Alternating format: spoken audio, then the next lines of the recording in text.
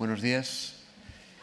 Soy Andrés Úbeda, soy el jefe de área de pintura italiana y francesa del Museo del Prado hasta 1700 y les agradezco mucho su presencia aquí hoy para saber más de una nueva adquisición del Museo del Prado que pueden ustedes encontrar en la sala 5 del museo, las salas rojas. Saben ustedes que son las salas de pintura barroca italiana y francesa.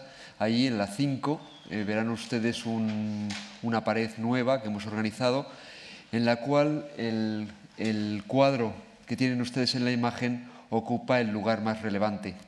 En realidad, como digo, es una nueva adquisición del 2013. El tiempo que ha tardado en pasar a salas ha sido el tiempo de su estudio y restauración.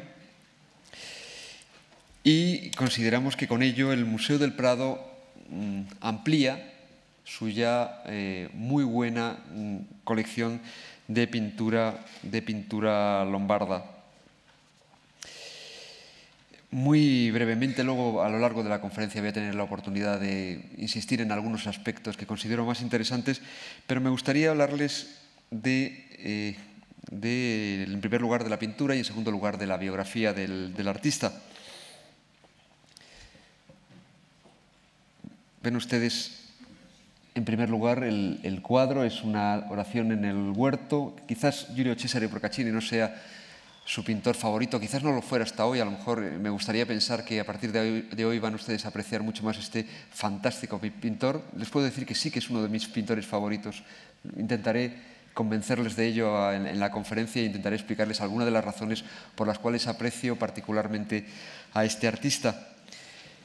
La oración en el huerto es un cuadro muy característico de este artista, de su mejor momento. Estamos hablando del año 1616, 17 y 18. No lo podemos establecer con completa seguridad, pero seguro que tiene que estar en torno a esas fechas, 16-18, pintado en Milán. Representa un momento de la Pasión de Cristo que ustedes conocen perfectamente, no voy a insistir sobre ello. Es el Cristo en el Huerto de los Olivos, rogando a su Padre que aleje de él el cáliz que llega inmediatamente. Algunas veces esta iconografía aparece representada como vemos aquí, otras probablemente más frecuentemente aparece con el mismo ángel portando el cáliz, que hace precisamente alusión a ese pasaje de los Evangelios. Esta es otra iconografía también frecuente, en la cual el ángel reconforta a un azorado Cristo. Es el momento del final del día. Las figuras aparecen en primer plano. Ven ustedes los apóstoles durmiendo, indiferentes a la angustia sentida por Jesús y al trato que le dispensa el ángel. Las figuras, como digo, aparecen en un primer plano, casi un plano agobiante. Hablaremos de eso más abundantemente a lo largo de la conferencia, que corresponde con una característica propia de la pintura lombarda milanesa de esta época, pero particularmente con el mejor de todos sus pintores, que es precisamente Giulio Cesare Procaccini. Algunos detalles creo que pueden permitir apreciar dos características fundamentales de la pintura. La primera, que Procaccini tiene una técnica prodigiosa, es un magnífico artista, es un excelente artista. Y en segundo lugar, se lo digo yo, la pintura que ha comprado el Prado está en perfecto estado de conservación. No ha sido nunca forrada, prácticamente no ha sido limpiada. Tenía muy pocas restauraciones y restauraciones bastante respetuosas con la pintura. Ven ustedes aquí, como digo, algunas de las características propias de este artista. El colorido es todavía un poco, podríamos considerar este colorido, el verde, por ejemplo, me estoy refiriendo, el verde del manto de, perdón un momento.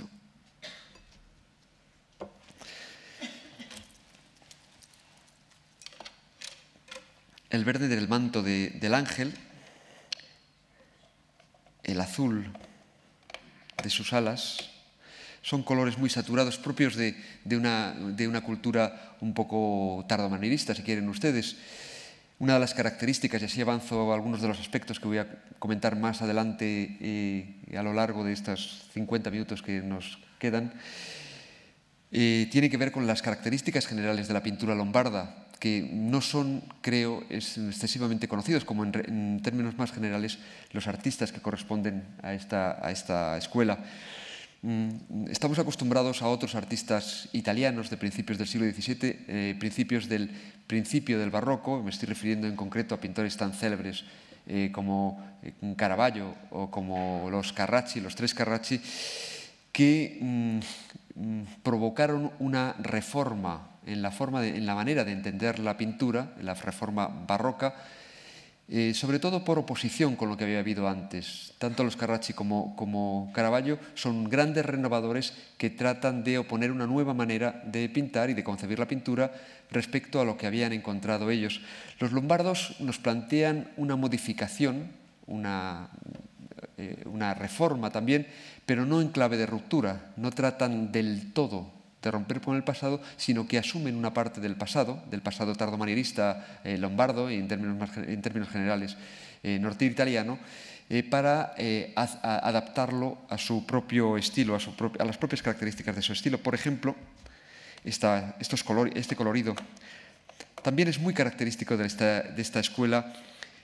Creo que lo ven ustedes aquí, estas pinceladas cortas, planas, en la manga se puede ver también, aquí concretamente, que forman parte, aquí también. Ven ustedes que los pliegues son unos pliegues casi metálicos, casi de cartón, casi cincelados. Ahora lo comentaré, pero Giulio Cesare fue conocido antes como escultor que como pintor, y algo de eso se puede ver en su pintura. Un detalle más, sobre todo de la gestualidad, algo muy característico también de la pintura lombarda. Hablaremos ahora de ello. Su exceso a veces de dramatismo, algo que los separa de la estética de ahora. Más detalles de la enorme calidad, y quizás se puede ver aquí, pero tienen ustedes que ir a la sala 5 para ver el cuadro, para ver su magnífico estado de conservación. Perdón. Creo que hay algo que... Sí, efectivamente soy yo. Me van ustedes a perdonar.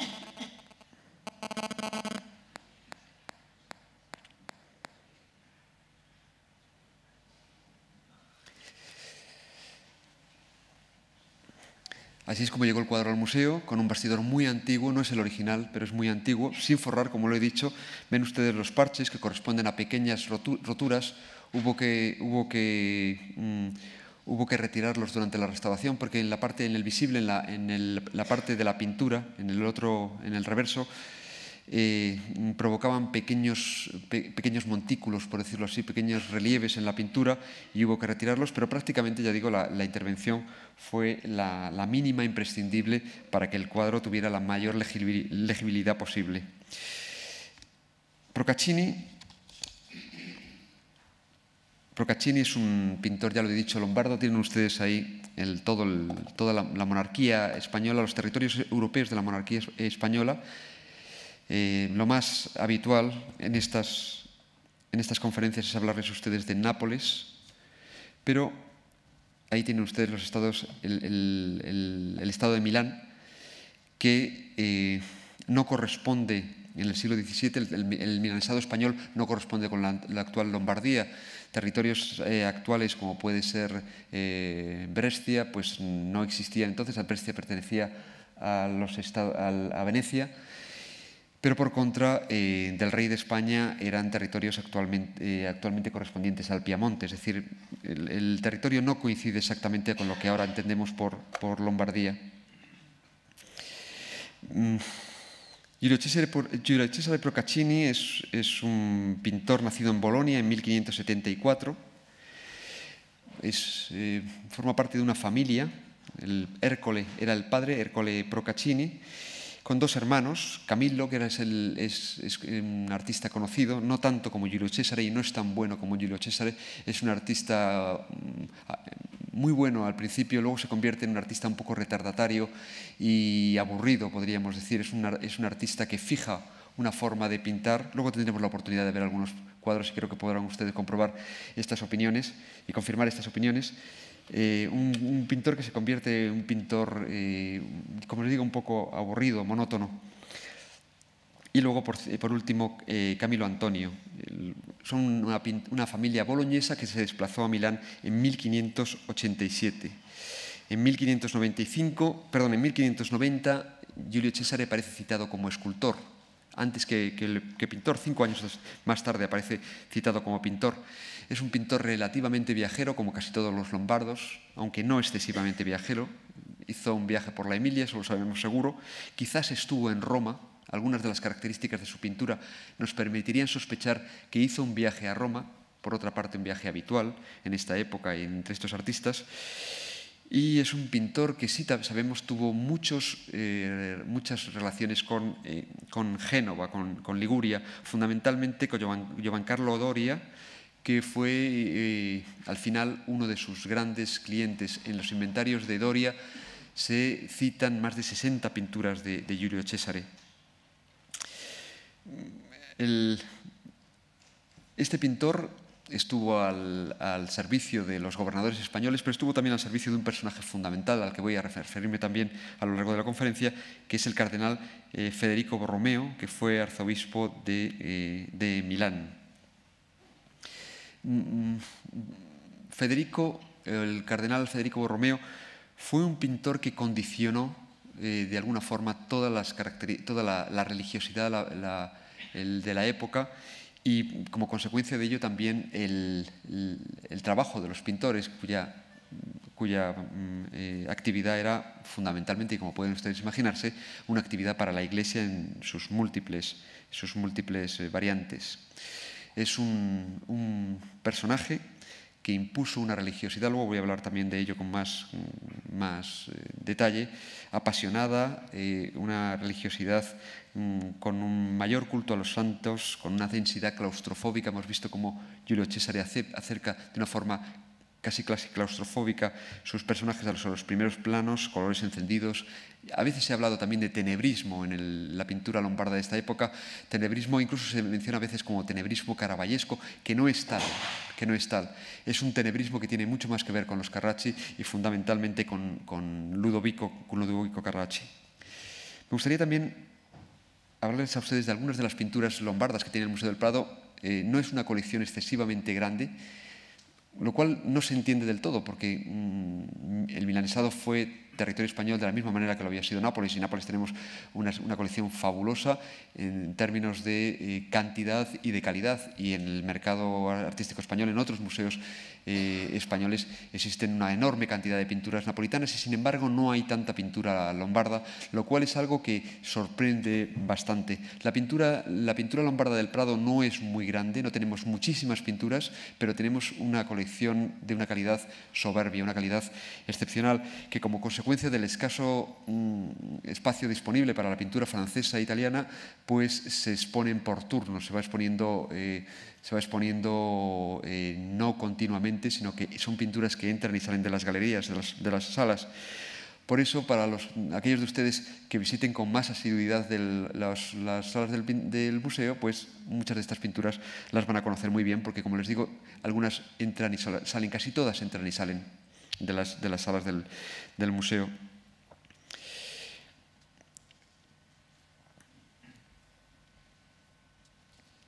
Como digo, y como consecuencia de que la pintura de la que voy a hablar es de los años de la segunda década del siglo XVII, esta época, me voy a referir fundamentalmente a una época que llamamos la época borromeana, por Federico, naturalmente, por Federico Borromeo, que es una época muy bien diferenciada dentro del arte italiano. Los milaneses hicieron una pintura con características muy, muy específicas.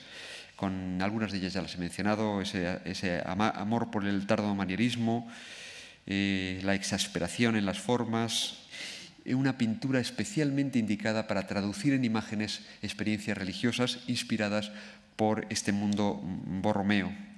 Los historiadores de arte italiano hablan de esta época como la época borromeana, o como los pintores de la peste, que es un nombre que habitualmente no traspasa sus fronteras. No es algo que en España usemos para hablar de los pintores lombardos, pero ellos sí lo hacen así, los pestanti, así es como los llaman ellos. Y tiene todo el sentido del mundo, porque la época que vamos a hablar está enmarcada por dos pestes terroríficas que hubo en Milán, la de 1576-77 y la de 1629-30. Algunos de los pintores a los que me voy a referir se los llevó por delante esta segunda peste del año 30. Y además, y no solo, o fundamentalmente, no solo porque esté marcado por dos pestes, sino porque esa existencia de 2-3 generaciones de milaneses marcados por la peste condicionó su forma de entender la vida, la forma de acercarse a la religión. La época, lo saben ustedes perfectamente, una época en la que no existía un conocimiento científico de la enfermedad. La gente moría simplemente porque Dios lo quería, las enfermedades aparecían porque Dios lo había dispuesto así. Este tipo de acontecimientos trágicos acercaba a la gente a la religión naturalmente, pero acercaba también de una forma concreta a la religión. Acercaba a determinados santos, San Roque o San Sebastián, etcétera, que se suponía que tenían un carácter milagroso en contra de estas enfermedades, pero también a un sentimiento trágico y un sentimiento, no sé cómo calificarlo, un sentimiento pasivo, podríamos decir, ante la eventualidad ante la vida y ante la muerte. Es algo que ocurre sin que nosotros podamos interferir en ello. Es la voluntad divina y la voluntad divina no está controlada por ninguna de nuestras manifestaciones vitales. Eso provocó un acercamiento, como digo, concreto a la religión, pero provocó también un acercamiento a la propia pintura. Y por eso, desde mi punto de vista, este nombre de Pestanti es un nombre perfectamente escogido. Por otra parte, está el Concilio de Trento, que está en el origen del periodo que estamos tratando, que provocó una serie de cambios litúrgicos y también una forma diferente de acercarse a la religión. Eso es algo que ustedes conocen muy bien porque debe salir casi en todas las conferencias que damos en el museo. El primer pintor del que me gustaría hablarles es Cerano. Pudieron ver ustedes este mismo cuadro en la exposición del pequeño formato que se hizo en el Prado hasta hace poco tiempo, la belleza encerrada. Ahora mismo está en Barcelona, el cuadro está en la versión barcelonesa de la exposición. Es un cuadrito pequeño, absolutamente delicioso, que muestra también este tipo de características. No les voy a hablar a ustedes en cada uno de los cuadros de las mismas cosas, únicamente aquí hablarles también en el colorido de la influencia de Federico Barocci. Lo ven ustedes sobre todo en las tintas, estas tintas de la Virgen, estas tintas como de colores rojizos, verdosos, amarillentos, que son muy características de Barocci, que tuvo una influencia extraordinaria no solo en los lombardos, sino en toda la pintura italiana. Cerano es un pintor nacido en 1573, muerto en 1632. Quizás viajó a Roma, quizás este viaje es mucho más probable que el de Giulio Cesare Procaccini. Y es quizás el pintor más exagerado de todos, el más radical, el más obsesivo de todos los pintores. Este cuadro no lo manifiesta de esa manera, porque es un cuadro delicadísimo, pero es como les digo. En este caso sí, ven ustedes este tipo de religiosidad violenta y agresiva que utiliza el Morazzone, que es otro de los grandes pintores de esta escuela. De nuevo lo mismo, no voy a insistir. Primer plano, un dramatismo, una agresividad, podríamos decir, que se ve en cada uno de sus cuadros. Este es otro de los cuadros que de vez en cuando sacamos a sala. Morazzone sí que estuvo en Roma, es un pintor de alguna forma que estuvo en la Roma pre-Caravaggio y está muy vinculado con el Caballero de Arpino. Ya saben ustedes que el Caballero de Arpino fue también profesor, maestro de Caravaggio.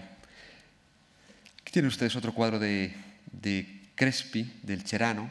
Es el mismo autor de la pequeña y deliciosa Huida a Egipto que les he puesto antes, pero que creo que puede explicar muy bien las características de esta escuela y muy bien también el desafecto actual por esta escuela, que no llega a la religiosidad, no llega al afecto religioso de los lombardos y que ignora sus cualidades artísticas que son altísimas. Cerano es un magnífico pintor.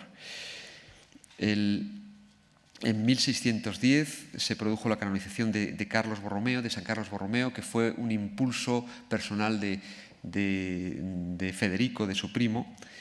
Eso provocó una iconografía promovida por los poderes religiosos milaneses exacerbada, un culto a la personalidad de Carlos Borromeo, que fue también defendida por los españoles. Les repito a ustedes que esto era un territorio, el milanesado era un territorio español. Esto provocó también la importación de pinturas de esta naturaleza a España, que fueron muy populares.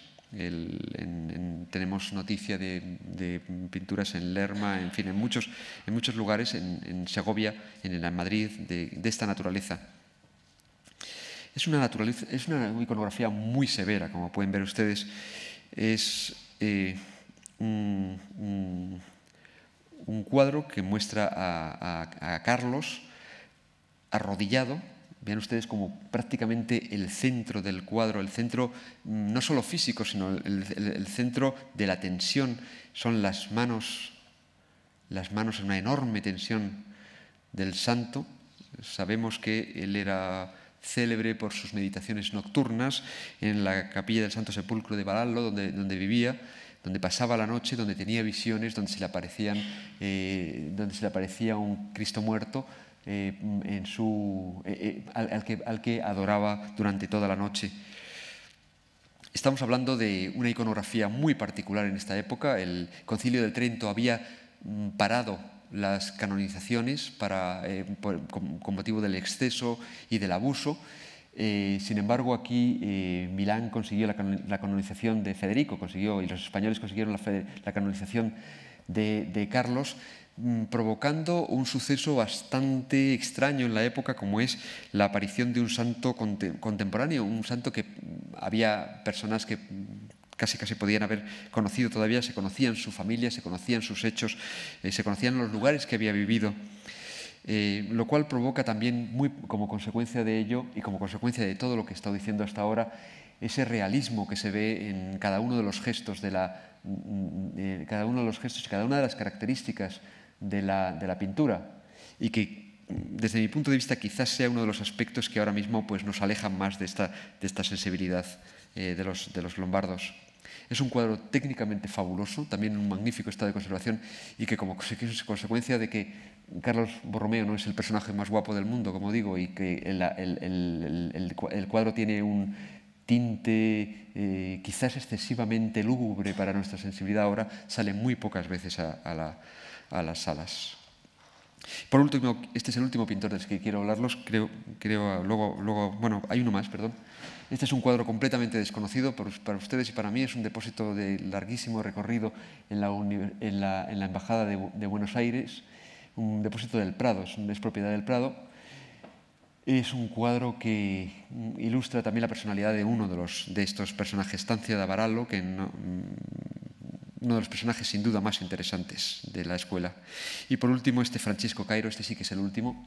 Es un cuadro, el último probablemente para que requiere una limpieza. No lo sacamos a sala por eso, es un magnífico cuadro, pero todavía no hemos encontrado el hueco de llevarlo al taller y poderlo limpiar, porque el cuadro está en buen estado de conservación, pero con una estética pésima como consecuencia de los barnices amarillentos y algunos repintes que están un poco por toda la superficie de la pintura. Giulio Cesare Procaccini es sin duda el mejor de todos ellos. El Museo del Prado creo que ha hecho una magnífica adquisición con el cuadro que hemos comprado. Es la cumbre sin duda de la pintura lombarda, y es un artista que no solo tiene una magnífica calidad, sino que además es un artista extraordinariamente original. Frente a todo este mundo exacerbado, pasional, excesivo en algunos casos que hemos visto ahora mismo en Morazzone, de Cerano, etc., Giulio Cesare es un artista que se desliga de esta tradición, al menos en lo que tiene que ver con la pasión, en muchos casos, no siempre, pero de la pasión que imprime a sus cuadros, y busca una tradición diferente, que es la tradición de Correggio, la tradición de Parmigianino, la tradición parmesana, que se convierte automáticamente en la alternativa de Cerano, Morazzone, Tanzia, D'Avaralo, los artistas que estaba hablando, hasta en el momento en el que convivieron las dos corrientes iconográficas o religiosas. Vean ustedes, por ejemplo, este cuadro, el del Museo de Brera de Bolonia, que es un cuadro todo ternura, es un cuadro, algunas figuras como esta, por ejemplo, que tienen ustedes aquí, la Santa Catalina, son figuras que proceden directamente del mundo de Parmigianino y del mundo de Correggio. Lo que los artistas que hemos visto antes se expresaba con exceso, con brutalidad, casi con una agresividad en los gestos, en las actitudes, en las pasiones que se mostraban sus rasgos, cambia completamente en estas pinturas de Giulio Cesare, un pintor delicadísimo y muy pendiente de los detalles. Fíjense ustedes, por ejemplo, en el brazo de Cristo que se acerca a la boca de Santa Catalina y ella con su mano empuja ligeramente la mano para poderla besar. Fíjense ustedes, por ejemplo, en este cruce de manos, en la forma delicada, como prefigurando la pasión, en la que la Virgen, que es de una belleza extraordinaria, acerca su frente a la de Cristo. Como los ángeles llaman la atención sobre determinados aspectos con sus manos, sobre el matrimonio místico que está teniendo lugar.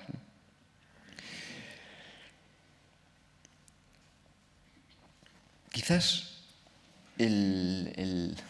el cuadro que condensa todas estas contradicciones, todas estas dificultades para entender y para apreciar la pintura lombarda del siglo XVII es el cuadro que tienen ustedes en la imagen, que es sin duda el experimento más apasionante de pintura de toda la pintura del XVII milanés y lombardo, pero me atrevería a decir que es uno de los experimentos más apasionantes de toda la pintura italiana, y si no peco de exageración, me encantaría pensar que es incluso uno de los experimentos más interesantes de todo el barroco europeo. Se trata de un cuadro que representa el martirio de las santas Rufina y Segunda, pero que nadie conoce con este nombre. Incluso en los manuales de arte, en las obras específicas de pintura italiana, se conoce como el cuadro de las tres manos, porque en realidad es un encargo realizado a tres pintores de una sensibilidad radicalmente diferente. Conocemos bien el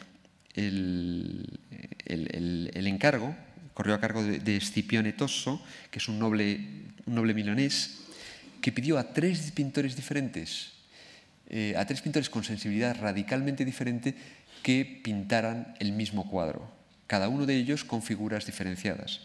Así, por ejemplo, y no podía ser de otra forma, el personaje más bestial, el más agresivo, es el personaje de Morazzone, ¿no? Que es el personaje, además, por otra parte, más dinámico. Es el personaje que tiene la misión de sacrificar a la santa. Cerano no le va a la zaga. Cerano es el autor de este grupo que tienen ustedes aquí en la parte baja, que tiene algo de talento macabro, ¿no? Es un niño que coge por el cuello a un perro que tiene ya la lengua fuera y que pretende chupar la sangre que sale todavía, que emana todavía de la santa recién decapitada. Es decir, de nuevo, este exceso al que me refería antes, ¿no? Y por contra, en el mismo cuadro, y marcando un contraste radical con lo que habían hecho sus dos compatriotas, pues está el propio Procaccini con estas figuras. Tienes una de las dos santas que ofrece delicadamente su cuello al verdugo para que acabe definitivamente con ella. Es decir, ofrece su vida a la divinidad, asume el martirio de buen grado, incluso con un ángel que prácticamente le está anunciando lo que va a ocurrir. Vean ustedes esta doble alma de la pintura lombarda, como queda fraguada en esta pintura. Por una parte, Procaccini, que es el autor de una religión directa, didáctica, con santos humanizados, con santos bondadosos, con una representación de la Virgen que exalta sobre todo su maternidad, su cercanía. Y frente a ellos, pues Cerano, Morazzone, Tanzio, que sin embargo nos presentan la brutalidad, nos presentan un paraíso frío y lejano cuando éste aparece, nos representan una religión exaltada, violenta, brutal, visionaria, alucinada, en fin, podríamos utilizar todo tipo de características para definirlo.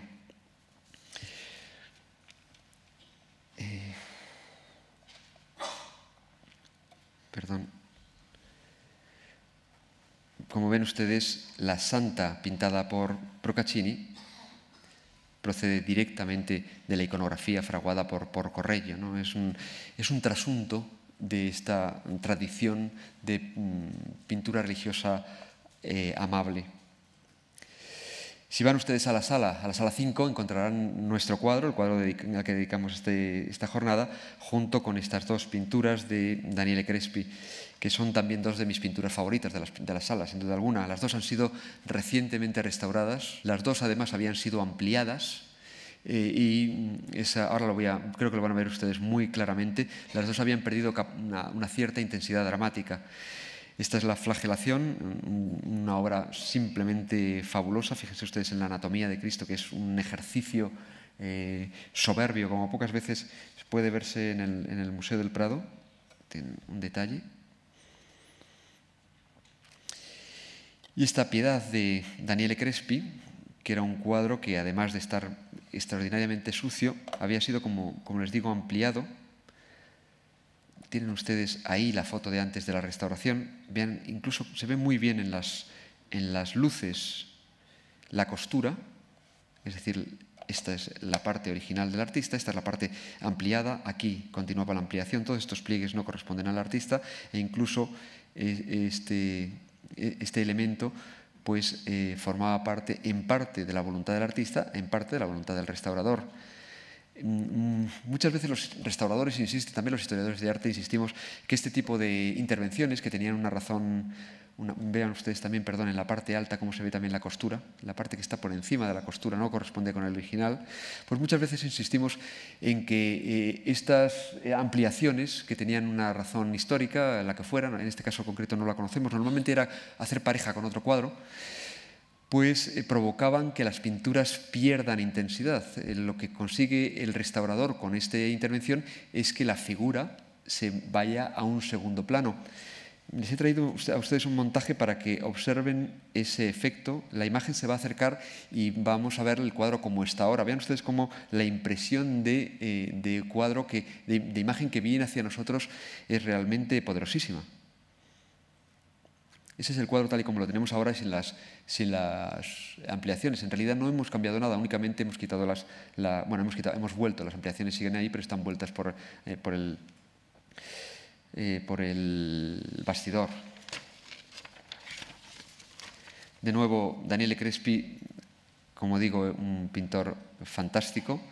Es un artista, podríamos decir, de una generación que continúa a Giulio Cesare, y es un artista que toma esta bondad del maestro.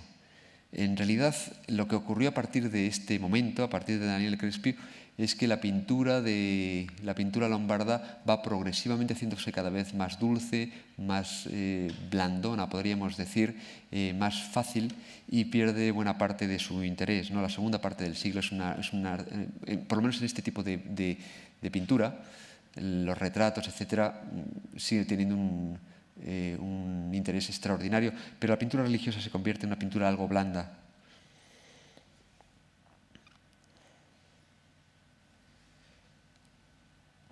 Y ya volviendo definitivamente a Giulio Cesare, tienen ustedes aquí otra de las pinturas del Museo del Prado. Esto es previo a la restauración, se ha quedado después de la restauración. Es un cuadro que va muchas veces a sala y que pudo formar parte de algo que ya nos introduce directamente en el tema que quiero tratar, que es el tema de las comisiones públicas. Quizás fue un cuadro comisionado por por el gobernador de Milán en un momento posterior al que estamos tratando para formar parte de la decoración del Salón de los Espejos del Alcázar de Madrid.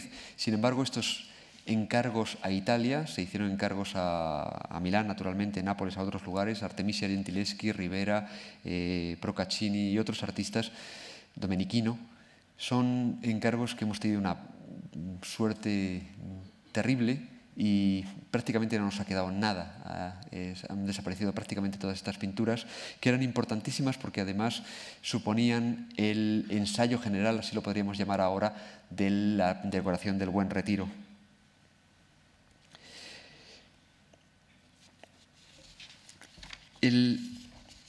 La pintura, como digo, que puede verse en las salas, en la sala 5, es una pintura que ha dado lugar a una investigación aquí dentro del museo y que ha coincidido además con una investigación que se ha realizado en Milán. Y nos ha permitido conocer mucho de esta pintura, hasta cierto punto que podríamos hablar de un trabajo detectivesco y muy interesante. En realidad, la historia, hoy la conocemos, tiene que ver con uno de los gobernadores de Milán, concretamente con el marqués de Villafranca del Bierzo, que fue don Pedro de Toledo y Osorio y Colonna, que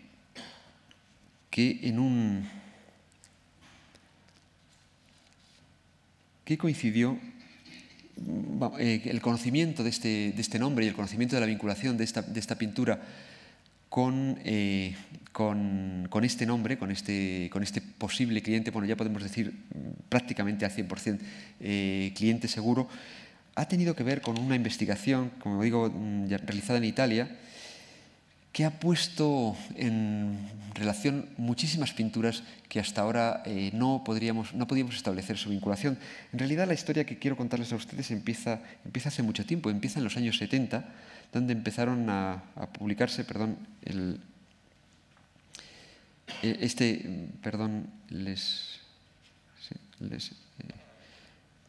he puesto esta otra pintura, en dos palabras, don Pedro de Toledo y Osorio, este virrey, que fue el marqués de Villafranca, pues tuvo enormes...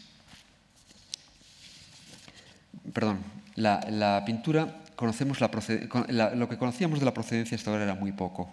Era muy poco. Sabemos porque en la parte de atrás hay una etiqueta que pertenecía a una etiqueta que decía Roda, sencillamente, es decir, el vizconde de Roda. Sabemos ahora que esa etiqueta se refería a don Gonzalo de Ulloa y Ortega, que es un aristócrata que vivió entre 1833 y 1882.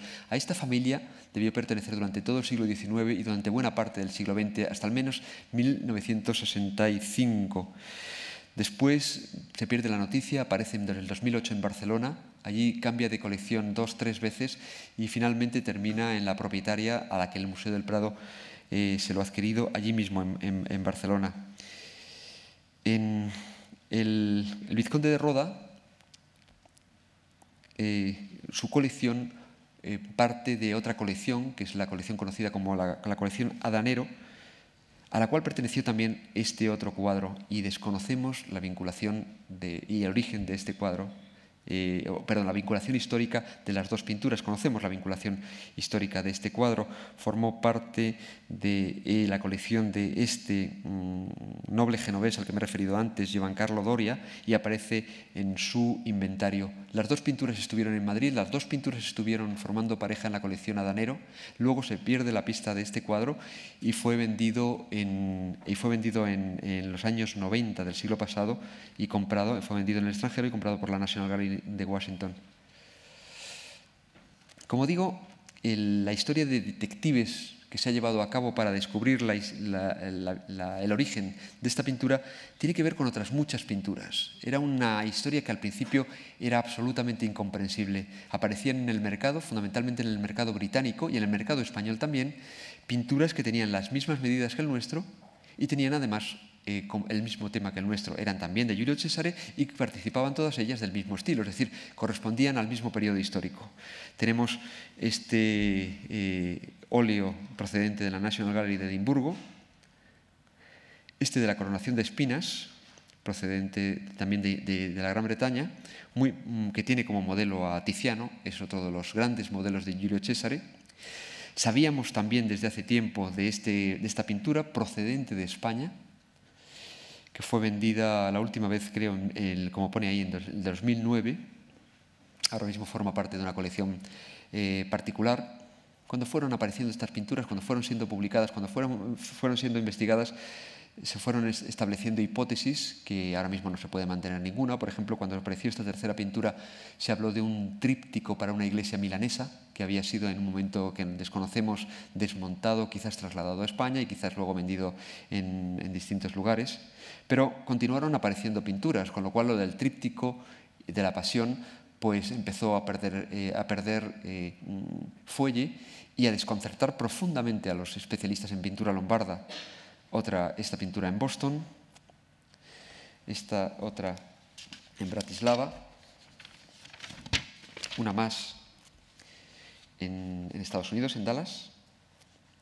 Y puedo decirles a ustedes que estas son las pinturas que están publicadas, estas son las pinturas que conocemos, pero siguen apareciendo pinturas. Es decir, hay dos más de las que tengo noticia, una Piedad y una Flagelación, que no tengo las fotos, no se las puedo enseñar a ustedes, están fuera de España.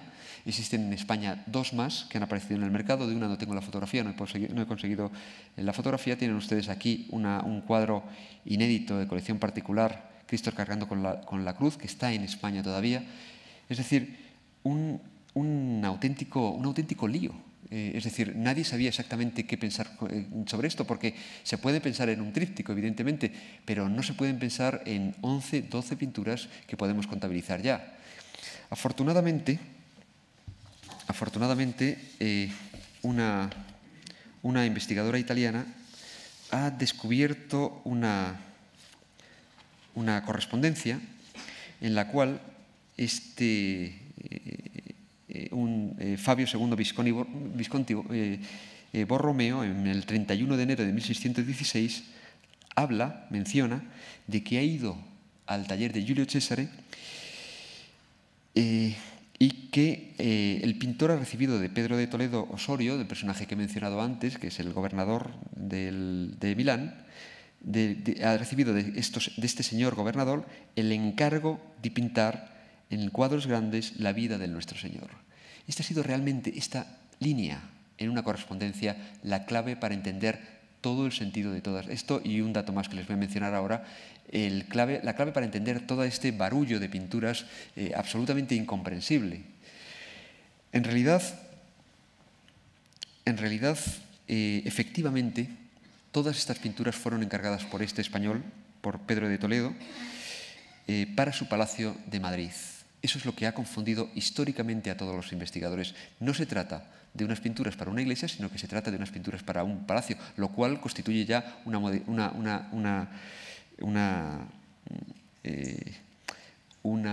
aspecto bastante novedoso y bastante raro.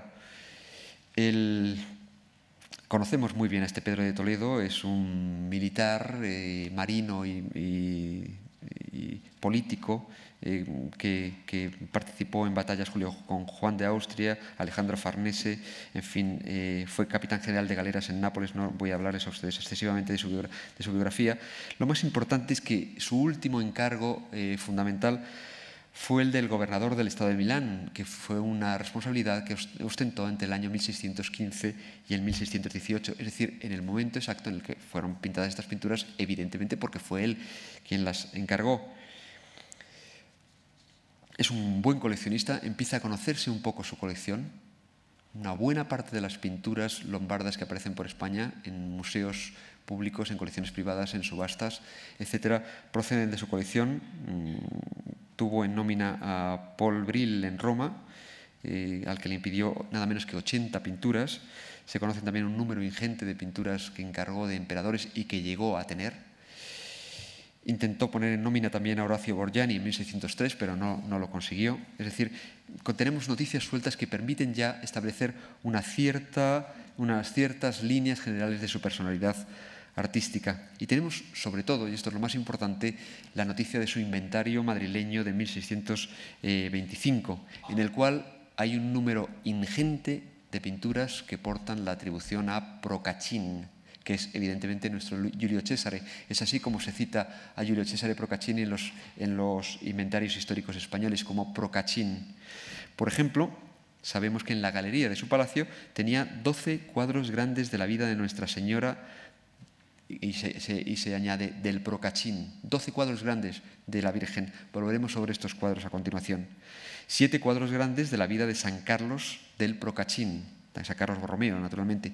80 retratos de emperadores, nada menos que 80 retratos de emperadores y otros personajes de medio cuerpo, que estos sabemos que fueron pintados por Wenzel Kommelberger en 1601. Pero lo que nos interesa no son los cuadros que tenía en la galería, sino lo que nos interesa son los cuadros que tenía en el salón, que son 13 cuadros grandes de la Pasión de Nuestro Señor del Procaccin. Luego, en otros inventarios sucesivos, estos 13 cuadros van aumentando hasta un número de 18 cuadros. Otro cuadro grande del nacimiento de Nuestro Señor, del Procaccin, otro cuadro de la adoración de los magos, otro de la disputa de los doctores en el templo, de la misma mano, otro de la misma mano de los dos niños en el suelo, probablemente sea una escena de la vida de Jesucristo, ¿no? Esto cambia completamente la visión de este artista, de sus relaciones con España, de la personalidad artística de Pedro de Toledo. En fin, este hallazgo dentro del ámbito de la pintura lombarda, de sus relaciones con España, del Museo del Prado, del coleccionismo español, supone un jalón absolutamente imprescindible. Creo que va a obligar a reescribir las relaciones de la Lombardía artística con España, las relaciones, el mecenazgo de determinados personajes con España, porque estamos hablando de comisiones de una extraordinaria importancia al mejor pintor de Lombardía y además en un número y una calidad de pinturas realmente sobresaliente. Y además con grandes novedades en cuanto a su gestión, podríamos decir. En primer lugar, son cuadros para palacios, no son cuadros para iglesias, a pesar de su naturaleza religiosa.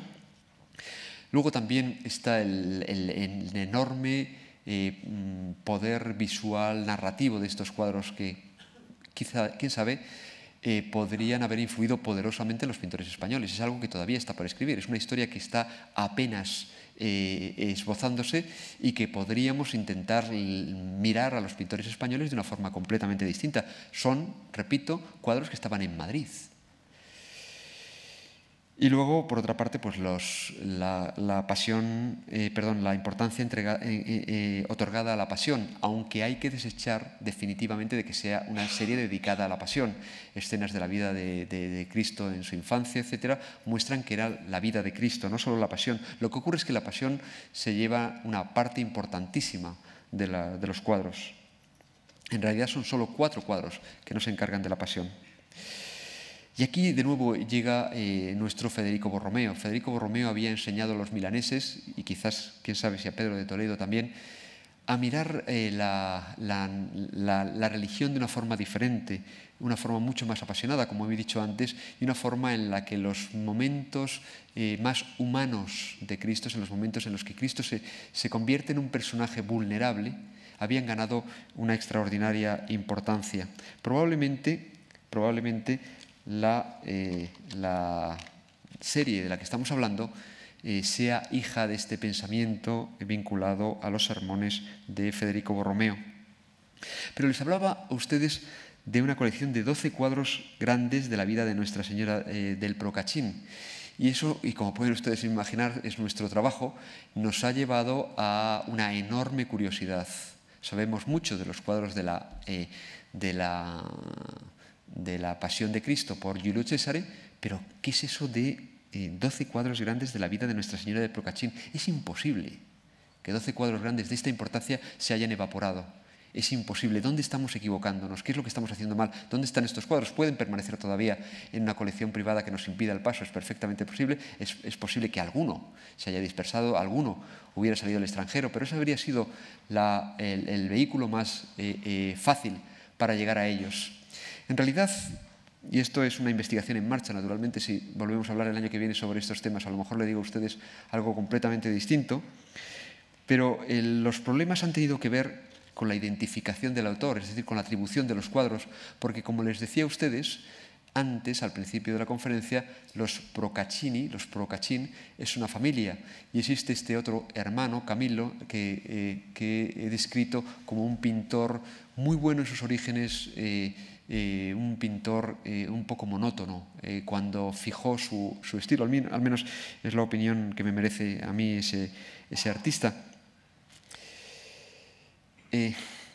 Y quizás cuando los inventarios históricos nos hablan del Procaccín, nos está hablando de ese otro Procaccín, porque en el mercado artístico madrileño están moviéndose cuadros, uno de los cuales fue comprado por el Museo del Prado hace 3 o 4 años, que se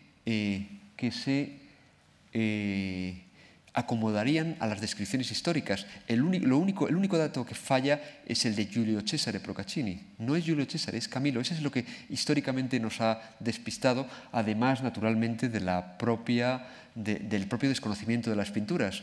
Y en este caso, si tenemos razón, está ocurriendo algo parecido a lo que ocurrió con las pinturas de la Pasión. Es decir, un cuadro lleva a otro, que a su vez lleva a otro, que a su vez lleva a otro.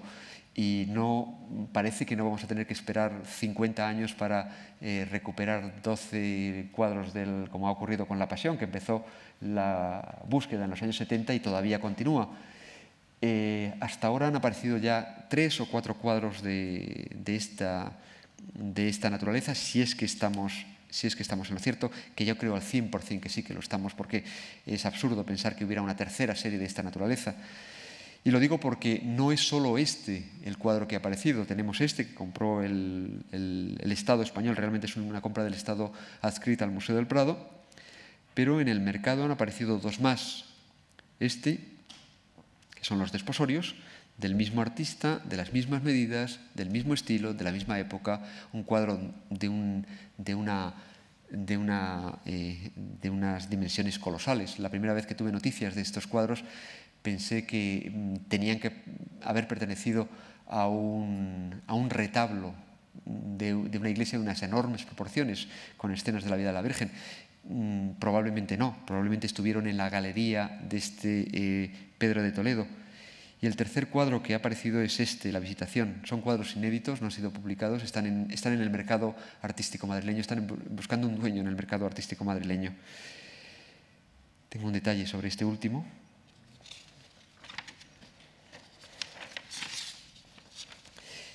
Y esta investigación sobre don Pedro de Toledo, que parece no tener fin, nos ha llevado al conocimiento del origen de un último cuadro del Museo del Prado, lo cual es algo que me llena de una profunda satisfacción porque es, de nuevo, otro de mis cuadros favoritos. Es un cuadro pequeño, que aparecía en los inventarios, pero nunca había sido en los inventarios de Pedro de Toledo, pero que nunca había sido vinculado con el Museo del Prado. No existía. ¿Por qué? No había sido nunca vinculado con la pintura, con la que, lo voy a poner a ustedes, la pintura es esta en realidad,